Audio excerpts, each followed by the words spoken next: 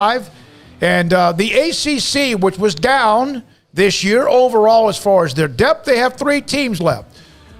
Duke, North Carolina, and how about Miami that thumped Auburn to get to the Sweet 16? Christopher Stock joins us.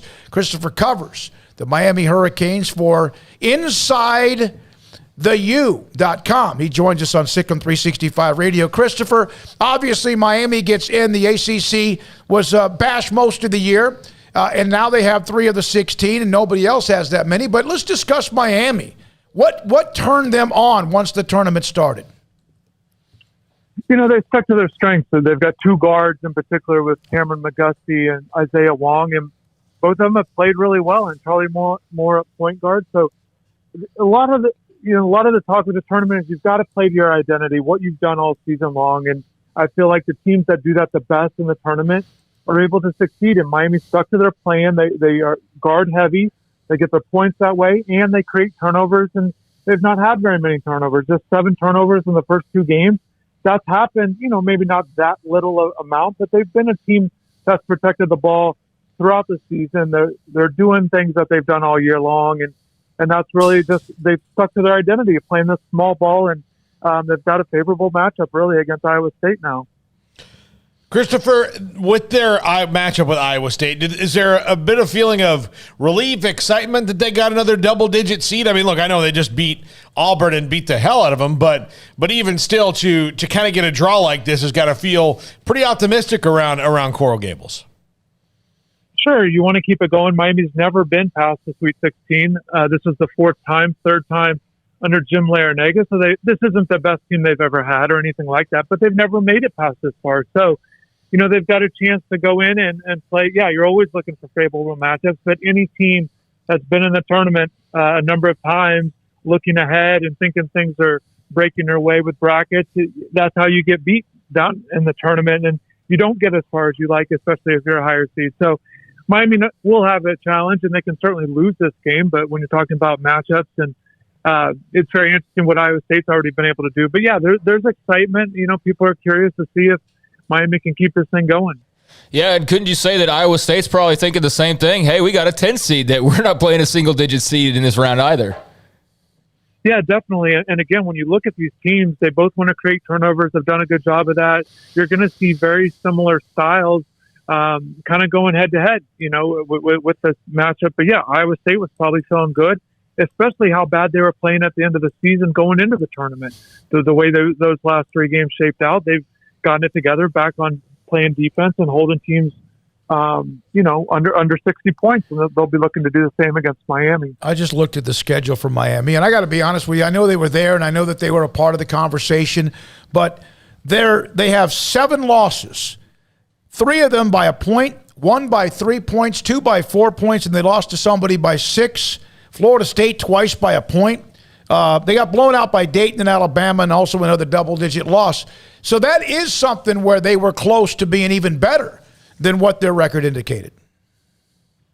Yeah, they won close games too. It's tough to really look at it like that. They made a buzzer beater at half court, to win a game. So, I think it all shakes out itself out. They've won close games. They've lost them. I think teams that win games, a lot of games, they'll play close games. But yeah, season changed when they got blown out by Alabama. They were 4-3 at that point in the season, and it could have went a different way, and they stuck with it. And they've got these veteran guys that mostly played well in those final few minutes of games, and they've got guys, they've got guards that can make shots, and I think that you like that. They can create shots for themselves and others, and then down the stretch, if it comes down to close games, you like that you're able to kind of create your own shot and hopefully get something going to the rim or pulling up or shooting or whatever it might be. And they've done different plays throughout the year. But yeah, they've been in close games throughout, and they've won road games. They've won away from home. So they do have some positives going for themselves. Christopher, how much is, are your attentions now split between Sweet 16 basketball team and, you've got a new football coach there in Miami that people seem rightfully excited about? Yeah, I'm a college basketball fan, but make no mistake, everyone's excited about the football program and busy with spring practices. They just finished their 4th one on Tuesday, and we've got that to cover. We are all in on the football program and everything that's going on there. And that's where the fans' attention is, simply put.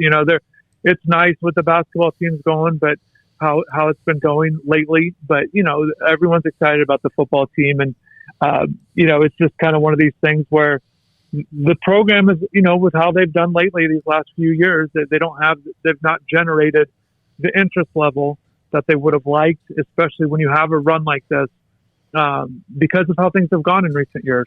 Well, obviously, Mario Cristobal gives them some momentum and staff that he's added. Is this Miami's Miami, and they've had their great dynasty years as well, but it's been few and far between. Is there the interest that better now than you've seen in quite some time because of the pieces and weapons they've added? Yeah, there's always interest in the fan base.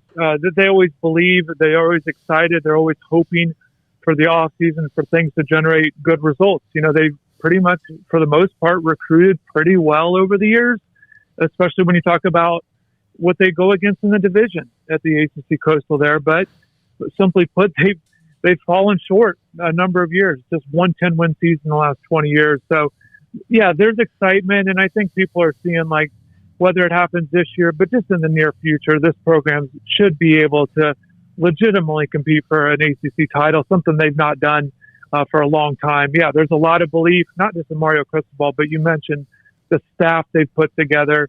And they feel like, these guys have been around college football. They've been around, they know what it takes to win at a high level, the assistant coaches here. And they're going to try to get the most out of Miami. The players and recruiting will be important moving forward. And Cristobal and his staff already showed that they can land top guys. And they did that already in that, just that turnover class already.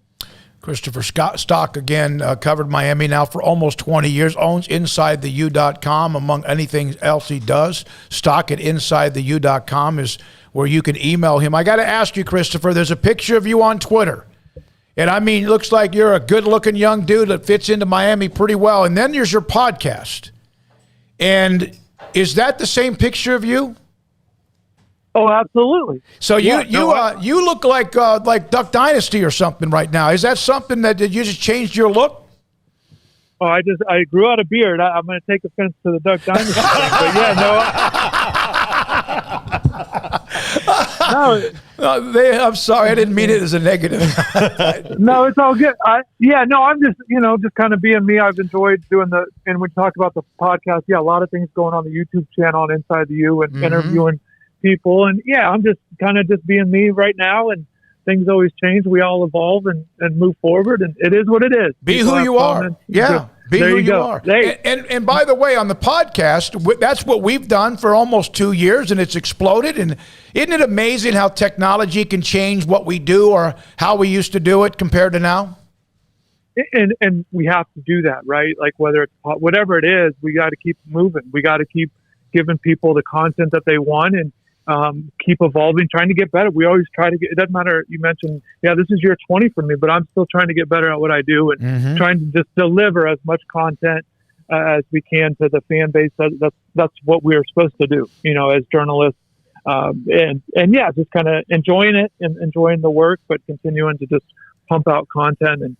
And you guys, like I said, you've already made adjustments with how you've been doing it. And we try to get better every time we do it. It's amazing, the differences. Thank you very much, Christopher. Appreciate your time. We'll have you hopefully again, maybe post-spring drills on Miami football as well. Christopher Stock, InsideTheU.com, joined us on the Miami Hurricanes, and Jim Larinaga and the run that they've had. A great comment about Charles Barkley threatened to take off, go shirtless, and he said, oh, my God, we've got to win. We can't let that happen, as they beat Auburn. And I look forward to Miami and Florida. Florida State will jump up but the state of Florida with college football that used to run college football for a while, Miami's got momentum with their staff and who they're bringing in. It's going to take maybe, Florida. Man, they seem to be kind of trying to gain some momentum with Napier. And then, of course, Florida State. Look, I said this and I mean it. Nothing will still make me happier than a Gators or Hurricanes loss, especially to FSU. But if the deal I have to make is that we all have to be good at the same time so that I don't have to go through this anymore, then I'll make it. I can't let the perfect be the enemy of the good. No, if it means it includes the team you like being good, you take whatever else, and you just hope they beat the others who are good on a regular basis and when they play them, if and when they play them. All right, it's just left after 4 o'clock. We are